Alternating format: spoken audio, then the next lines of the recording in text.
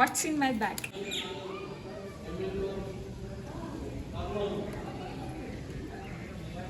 Hello ಎಲ್ಲರಿಗೂ ನಮಸ್ಕಾರ, welcome back to my YouTube channel.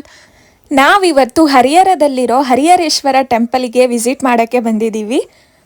So ಈ ಟೆಂಪಲ್ ಬಂದು ತುಂಬ ಪುರಾತನ ಕಾಲದ್ದು, ಅಂದರೆ ಹೊಯ್ಸಳ ಪೀರಿಯಡಲ್ಲಿ ಈ ಟೆಂಪಲ್ಲು ಬಿಲ್ಡ್ ಆಗಿರೋದು. ಜಕಣಾಚಾರ್ಯ ಅವರು ಈ ಟೆಂಪಲ್ನ ಬಿಲ್ಡ್ ಮಾಡಿದ್ರಂತೆ. ಸೊ ಇಲ್ಲಿನವರು ಜಕಣಾಚಾರ್ಯ ಅವ್ರನ್ನ ದೇವ್ರಂತಾನೆ ಪೂಜಿಸ್ತಾರೆ.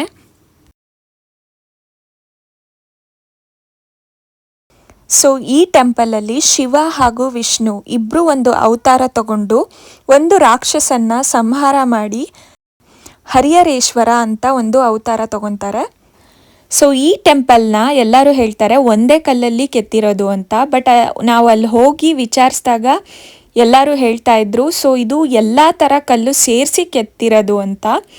ಸೊ ನೋಡ್ಬೋದು ನೀವು ಎಲ್ಲ ಶಿಲೆಗಳನ್ನು ತುಂಬ ಸುಂದರವಾಗಿ ಕೆತ್ತಿದ್ದಾರೆ. ಸೊ ಈಗಿನ ಥರ ಮಿಷಿನರಿ ಐಟಮ್ಸ್ ಎಲ್ಲ ಇರಲಿಲ್ಲ, ಇದೆಲ್ಲ ಅವರೇ ಕೈಯಲ್ಲಿ ಮಾಡಿರೋದು. ಸೊ ಅದಕ್ಕೆ ಜಕಣಾಚಾರ್ಯ ಅವ್ರನ್ನ ದೇವರು ಅಂತಾನೆ ಇಲ್ಲಿ ಪೂಜಿಸ್ತಾರೆ. ಸೊ ಇಲ್ಲಿ ಕಂಬಗಳು ಕಾಣ್ತಾ ಇದೆ ಅಲ್ಲ, ಸೊ ಇಲ್ಲಿ 50 ಕಂಬಗಳಿದ್ದಾವೆ. ಆ 50 ಕಂಬಗಳು 50 ಶೈಲಿಯಲ್ಲಿದ್ದಾವೆ. ಯಾವುದು ಕೂಡ ಸೇಮ್ ಇಲ್ಲಿ ಬಿಲ್ಡ್ ಮಾಡಿಲ್ಲ, ಎಲ್ಲ ಬೇರೆ ಬೇರೆ ರೀತಿಯಲ್ಲಿ 50 ಥರ ಕಂಬಗಳನ್ನ ಬಿಲ್ಡ್ ಮಾಡಿದ್ದಾರೆ. ಸೊ ಈ ಕಂಬಗಳದ್ದೇ ನಾನು ಒಂದು ಕಂಪ್ಲೀಟ್ ವ್ಯೂ ತೆಗ್ದಿದ್ದೀನಿ. ನೋಡೋಕ್ಕೆ ತುಂಬಾ ಚೆನ್ನಾಗಿತ್ತು, ನೋಡ್ಬೋದು ನೀವು.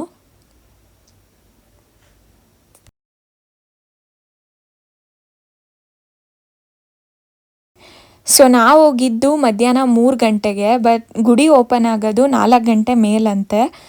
ಸೊ ಇಲ್ಲಿ ಟೈಮಿಂಗ್ಸು ಹಾಕಿದ್ದಾರೆ ವಿಸಿಟ್ ಮಾಡೋದು. ಬಟ್ ಆದರೂ ನಾನು ಒಂದು ವಿಡಿಯೋ ತೆಗ್ದಿದ್ದೀನಿ ಗುಡಿದು, ನೋಡ್ಬೋದು ನೀವು, ದೇವ್ರು ಕಾಣ್ತಾ ಇದ್ದಾರೆ.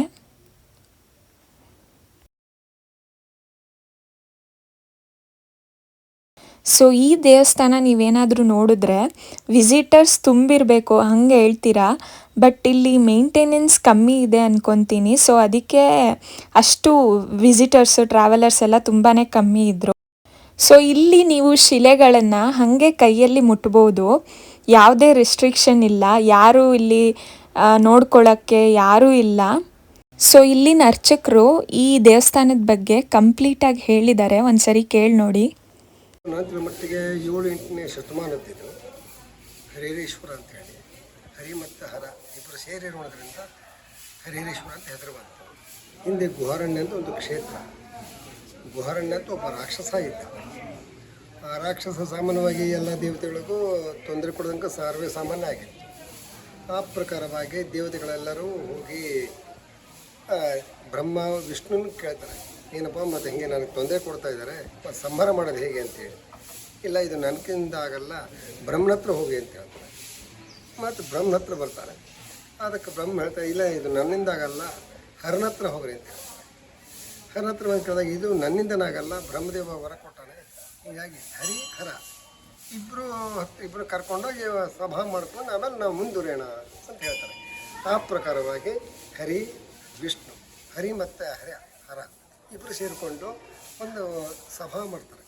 ಅದರೊಳಗೆ ಬ್ರಹ್ಮ ಹೇಳ್ತಾರೆ, ಇದು ಹರಿಯಿಂದನೂ ವಧ ಮಾಡಲಿಕ್ಕಾಗಲ್ಲ ಮತ್ತು ಹರನಿಂದನೂ ವಧ ಮಾಡಲಿಕ್ಕಾಗಲ್ಲ, ಇಬ್ಬರು ಒಂದೇ ರೂಪವಾಗಿ ಬಂದರೆ ಮಾತ್ರ ಅದನ್ನು ಈ ರಾಕ್ಷಸನ್ನ ಸಂಹಾರ ಮಾಡಲಿಕ್ಕೆ ಬರ್ತದೆ ಅಂಥೇಳಿ ನಾನು ಅವರಿಗೆ ವರ ಕೊಟ್ಟಿರೋದ್ರಿಂದ, ಹೀಗಾಗಿ ಆ ರೂಪವಾಗಿ ಬಂದರೆ ಮಾತ್ರ ಅದನ್ನು ನಿಮಗೆ ಸಂಹಾರ ಆಗ್ತದೆ ಅಂಥೇಳಿ ನಾವು ವರ ಕೊಟ್ಟೇನೆ, ಆ ಪ್ರಕಾರ ಮಾಡಿರಿ.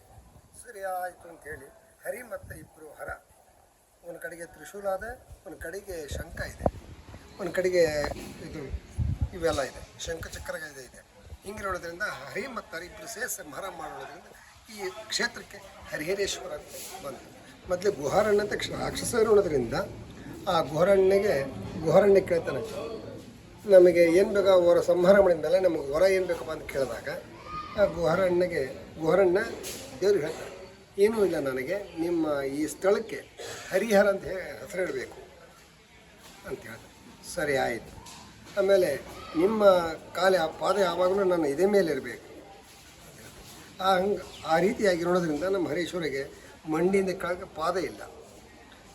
ಈ ಪಾದ ಏನದಲ್ಲ ಅಲ್ಲಿ ಮಂಟಪ ಇದೆ, ಮಂಟಪದ ಮುಂದೆ ಬಂಡಿ ಇದೆ, ಅಲ್ಲೇ ತ್ರಿಶೂಲ ಮತ್ತು ಇದು ಪಾದಗಳು ಅಲ್ಲದೆ.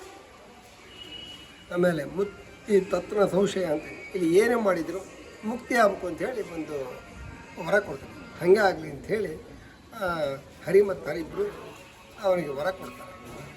ಇಲ್ಲೇ ಇಲ್ಲೇ ಸೊ ಕೇಳಿದ್ರಲ್ಲ, ತುಂಬ ನೀಟಾಗಿ ನಮಗೆ ಎಕ್ಸ್ಪ್ಲೈನ್ ಮಾಡಿದ್ದಾರೆ ದೇವಸ್ಥಾನದ ಬಗ್ಗೆ. ಸೊ ಅವ್ರದ್ದು ನೀವು ಏನಾದರೂ ಇನ್ನೂ ಕೇಳಬೇಕು ಅಂದರೆ ಅವ್ರ ಆಫೀಸ್ ಎದುರುಗಡೆನೇ ಇದೆ, ನಂಬರು ಕೂಡ ನಾನು ಹಾಕಿರ್ತೀನಿ, ಚೆಕ್ ಮಾಡಿ. ಸೊ ಇಲ್ಲಿ ಹಳೆಗನ್ನಡದಲ್ಲಿ ಲಿಪಿ ಬರೆದಿದ್ದಾರೆ. ಸೊ ಝೂಮ್ ಮಾಡಿ ತೋರಿಸ್ತಾ ಇದ್ದೀನಿ, ಎಲ್ಲ ಹಳೆಗನ್ನಡದಲ್ಲಿತ್ತು, ನೋಡ್ಬೋದು ನೀವು. ಎಲ್ಲ ಕಡೆ 4 ಕಡೆ ಈ ಲಿಪಿ ಬರೆದಿದ್ದಾರೆ.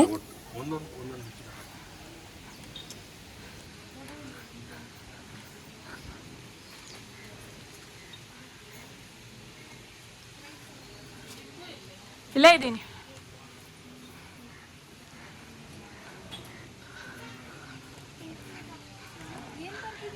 ಏನು ಅಂಕಲ್ ನಿಮ್ಮ ಹರಿಹರದಲ್ಲಿ ಇಷ್ಟೊಂದು ಬಿಸಿಲಿದೆ? ಸೊ ಇಲ್ಲಿ ಪಕ್ಕದಲ್ಲಿ ಲಕ್ಷ್ಮೀ ದೇವಸ್ಥಾನ ಕೂಡ ಮಾಡಿದ್ದಾರೆ. ಸೊ ಅಲ್ಲೂ ಕೂಡ ಕ್ಲೋಸ್ ಆಗಿತ್ತು, ನಾವು ಹೋಗಿದ್ದ ಟೈಮೇ ಹಂಗಿತ್ತು, 3 o'clockಗೆಲ್ಲ ಕ್ಲೋಸ್ ಆಗಿರುತ್ತೆ. ಎಲ್ಲ ತಣ್ಣಗೆ ಮಲಗಿದ್ರು, ನೋಡ್ಬೋದು ನೀವು. ಗುಡಿ ಕ್ಲೋಸ್ ಆಗಿದೆ, ಆದರೂ ನಾನು ಹಂಗೆ ವಿಡಿಯೋ ತೆಗ್ದಿದ್ದೀನಿ. ಸೊ ಇಲ್ಲಿ ಯಾರೂ ರಿಸ್ಟ್ರಿಕ್ಷನ್ ಮಾಡಲ್ಲ, ಅದೊಂದು ತುಂಬ ಚೆನ್ನಾಗಿದೆ.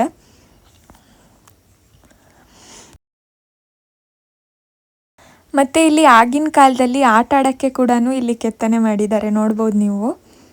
ತುಂಬ ಚೆನ್ನಾಗಿ ಎಲ್ಲ ಕಡೆ ಈ ಥರ ಇತ್ತು.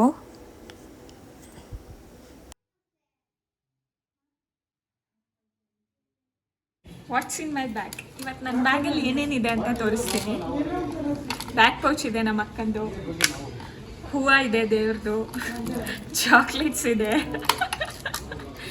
ಮೇಕಪ್ ಅಂತೂ ಏನೂ ಇಲ್ಲ.